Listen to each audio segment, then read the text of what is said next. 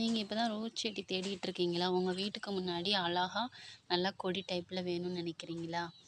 செடியாகவும் வளர்த்துக்கலாங்க இதை. இது கொடி தாங்க. ரெட் கொடி ரோஸு, ரெட் பினாட்டோ ரோஸுன்னு சொல்லுவாங்க. நல்லா டார்க் ரெட் கலரில் இருக்கும். குட்டியாக இருக்கும். வளர்ந்துச்சுன்னா அடுக்கு அடுக்கு மாதிரி இருக்கும். இது வந்து பாருங்கள், மல்லிக்கூட வச்சு கட் பண்ணலாம். இதனுடைய காம்பு பாருங்கள், பெருசு பெருசாக இருக்கும். அப்புறம் இந்த ஒயிட் கலர் சாமந்தி அது கூடலாம் கூட நீங்கள் வச்சு கட்டலாம். இட்லி பூ அந்த மாதிரி சொல்கிறாங்க, அது கூடயும் கூட நீங்கள் வச்சு அந்த மாதிரி பூக்கள் அலங்கரிக்கிற மாதிரி தலையில் பண்ணிக்கலாம். இது பாருங்கள், கொத்து கொத்தாக பூக்கும் நிறையா. நான் தொட்டியில் வச்சுருக்கேன்.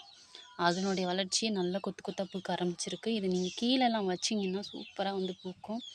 இதனுடைய வெயிட், இந்த முட்டு இப்போ இருக்கும்போது இதனுடைய செடியினுடைய அந்த அந்த முட்டு அந்த பூக்களை வந்து தாங்க மாட்டாமல் பாருங்கள் எப்படி இருக்குன்னு சொல்லிட்டு பாருங்கள். அப்படி வளைஞ்சு கீழே அப்படி விழுது, சாயுது. இது வந்து ஒரு நல்ல கயிறு மாதிரி வச்சு நல்லா மேலே கொஞ்சம் பேலன்ஸ் கட்டி விட்டோம்னா சூப்பராக இருக்கும். கொடி டைப்பு உங்கள் வீட்டுக்கு முன்னாடி அழகாக நீங்கள் வளர்க்கணும்னு நினச்சிங்க. ரெட் ரோஸ் ரொம்ப உங்களுக்கு பிடிக்கும்.